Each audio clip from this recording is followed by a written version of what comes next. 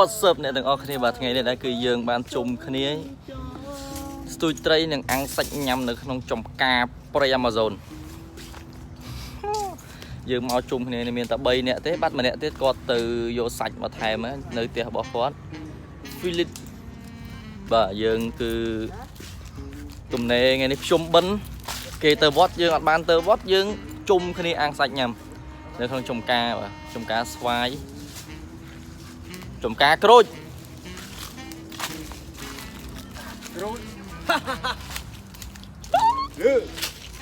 ចំការស្វាយទេខ្ញុំនិយាយខុសក៏លបងដឹងដែរពិតជាមានន័យមែនគាត់ជា leader team ឯងមកមែនទេ team អីleader team ឡើងគាត់ជាមេក្រុមអាំងសាច់គាត់ឲ្យខ្ញុំបង្កាត់ភ្លើងខ្ញុំមកលេងហ្គេមមិញមកអត់បានបង្កាត់ភ្លើងឥឡូវអូយហ្វាយមកខ្ញុំចេញទៅបាត់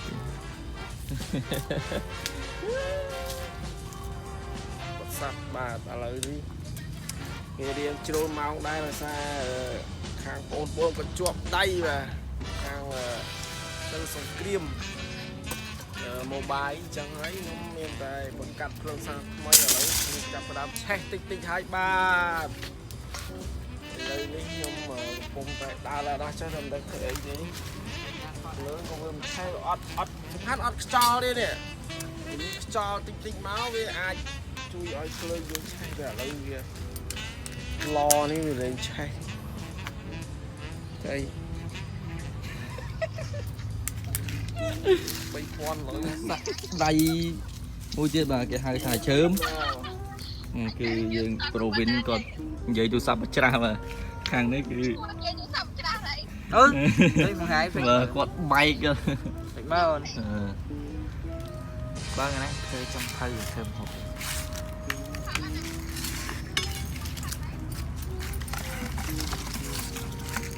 បងត្រីនេះយើងធ្វើគេបងប្រឡាក់កាត់តែកតុយទៅ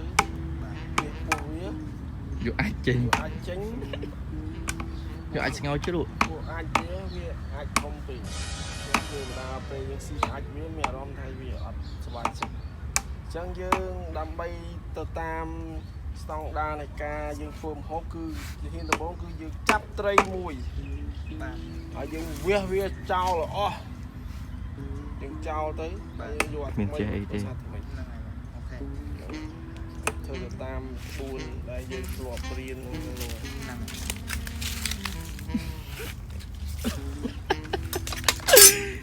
នេះគឺជាចុងភៅបាទ Bridge Philly on the Philip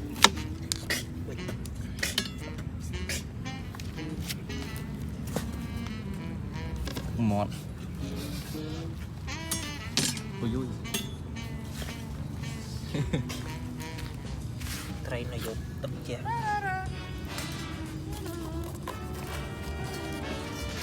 ញ៉ែមានរំជាងណាដែរវារំថាឈ្ងុយបដើអាំងផ្សែងបាំងផ្សែងអត់ភ្លើងអាហ្នឹងវាឆ្ងាញ់ជាងតែមួយវាយីរួមទៅវាម្នាក់មួយយ៉ាងឯងការអាំងល្ងឹកនិងអាំងផ្សែងព្រោះការអាំងផ្សែងវាឈ្ងុយជាងអាំងល្ងឹកទៅប៉ុណ្្នឹងឯង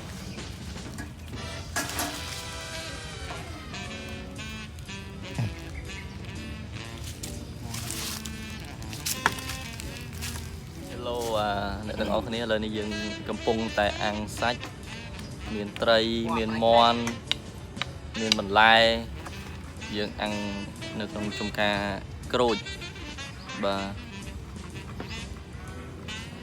ការស្វាយ